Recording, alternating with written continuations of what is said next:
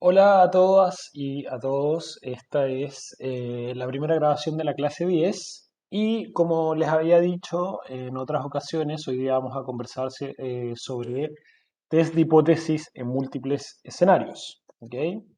Entonces, el temario, el contenido de esta clase, vamos a partir conversando de cómo se hacen test de diferencias entre dos subgrupos, dos submuestras, cuando la varianza es conocida, y luego lo mismo cuando la varianza es desconocida. Entonces esto es lo que nos va a permitir comparar a dos grupos dentro de una muestra, hombres y mujeres, o si es que pertenecen a una cierta región o no, etcétera. Luego vamos a ver cómo testear si las covarianzas y las correlaciones son, ¿cierto?, distintas de cero y cómo podemos utilizar el test de hipótesis para aplicar, ¿cierto?, aplicarlo también a la covarianza y a la correlación. Y luego vamos a ver dos aplicaciones que son los test para poblaciones multinomiales y test de independencia. ¿Ok? Entonces, lo primero que ustedes tienen que saber es que cuando vamos a hacer, ¿cierto?, este cálculo de diferencias para dos muestras, dos submuestras o para dos subgrupos, etcétera, en el fondo la fórmula es la misma, vamos a estar siguiendo exactamente los mismos pasos que al testear la hipótesis para una muestra. ¿Ok? Los pasos son exactamente lo mismo. Van a tener que definir una hipótesis nula, una hipótesis alternativa, seleccionar un nivel de significancia, calcular un estadístico y formular una regla de decisión. Eso se mantiene exactamente igual. La gran diferencia, con lo que vimos en la clase anterior, es que vamos a calcular la diferencia de un mismo estadístico para dos poblaciones distintas, o para dos submuestras o dos subgrupos, en fin. Pues, eso lo pueden decir o definir de distintas maneras. ¿Ya? ¿Qué significa esto? Esto significa, por ejemplo, que vamos a poder calcular si la edad promedio de la población que se atiende en el CESFAM de Providencia es distinto al de Santiago Centro. ¿Ok? Por decir algo, o así vamos a poder comparar cualquier estadístico, cualquier indicador que sea de nuestro interés, vamos a poder compararlo entre dos grupos diferentes, ¿ya? Esos dos grupos no tienen que, o sea, la suma de las unidades que los compongan, que pueden ser personas o empresas, no tienen que necesariamente incluir, ¿cierto?, a toda la población. No tienen que considerar necesariamente a toda la muestra. Pueden ser dos subgrupos separados que consideren solamente una parte, como por ejemplo en esto de acá que decíamos, si estamos comparando Providencia con Santiago Centro y estamos utilizando la CACEN, no estamos utilizando toda la CACEN, no estamos utilizando toda la población, ¿cierto?, de Chile. Da lo mismo, igual podemos comparar, ¿cierto?, entre dos grupos algún indicador que sea de nuestro interés. Acá lo que cambia, ¿cierto? Matemáticamente lo que cambia principalmente es que el estimador, ¿cierto?, a testear va a ser esto. Que se fijan es la diferencia. Esos subíndices representan a la submuestra subgrupo 1 y a la submuestra subgrupo 2. Y el estimador entonces es la diferencia entre estos dos grupos, ¿cierto? ¿Qué significa eso? Que nosotros en realidad, en vez de hacer lo que hacíamos antes, que era como plantear una media y compararla con respecto a una cierta media esperada del parámetro poblacional o con respecto a cero, etcétera, acá lo que vamos a hacer es comparar esta diferencia contra una diferencia esperada.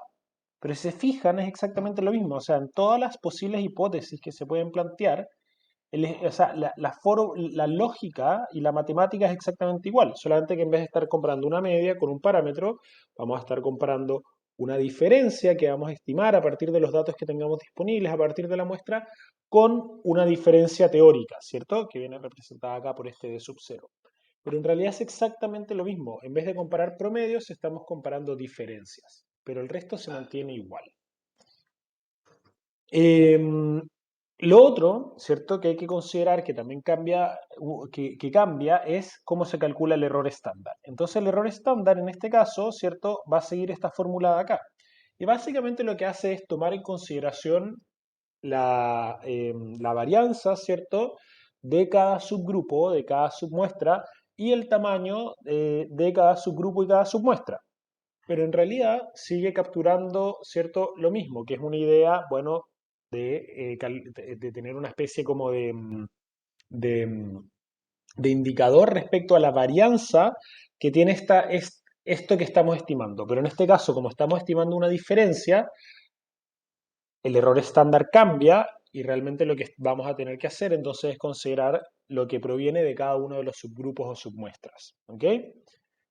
Eso nos va a dejar que el estadístico t que vayamos a calcular se exprese matemáticamente de esta forma. Acá abajo está el error estándar y acá abajo, ¿cierto?, está la diferencia que vamos a observar versus esta diferencia teórica contra la que vamos a testear y de esta forma vamos a construir nuestro estadístico t. Y ese estadístico t lo vamos a testear de la misma forma, lo vamos a utilizar de la misma forma que vimos en la clase anterior. ¿Ok? Algunas cosas importantes a observar es que, bueno, al igual que antes, a medida que tengamos más observaciones, el error estándar va a ser menor. A más varianza, vamos a tener un error estándar mayor, ¿ya? Y el supuesto de que la distribución es normal y que las muestras son independientes se mantiene. Bueno, el de la distribución normal es el que se mantiene. En este caso estamos añadiendo un nuevo supuesto que es que estas dos subgrupos, submuestras son independientes, ¿ya? Y y como les dije, bueno, que tiene matemáticamente la lógica y la intuición es la misma y también se puede utilizar el método del valor crítico como vimos en la clase pasada. Entonces, esto es lo que tienen que saber matemáticamente cuando es con varianzas conocidas. Cuando es con varianzas desconocidas, lo que va a pasar, y es lo mismo que pasaba antes, que en vez de tener que utilizar, ¿cierto?, la tabla del estadístico Z, vamos a tener que usar la del estadístico T, y vamos a tener que calcular los grados de libertad con los que disponemos para hacer ese cálculo, ¿verdad? Entonces, a grandes rasgos y en términos muy sencillos, los grados de libertad son la cantidad de observaciones que pueden determinarse de manera independiente al calcular un estadístico o estimar un modelo multivariado, ¿ya?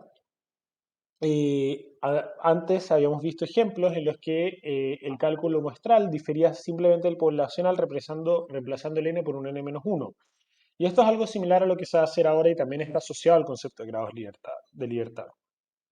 El tema es que antes, cuando vimos esos casos, estábamos estimando solamente una media, ¿verdad? Ahora, como estamos estimando un estadístico T, comparando dos muestras distintas, es un poco más complejo. Entonces, acá básicamente lo que vamos a tener que hacer es, cuando estemos estimando la varianza, a partir de la información que tenemos en las muestras, vamos a tener que hacer este cálculo de acá, seguir esta fórmula de acá, para saber cuántos son los grados de libertad y saber en la tabla de, ¿cierto?, el estadístico T, en qué fila tenemos que buscar nuestros valores críticos o nuestros valores P. ¿Ya?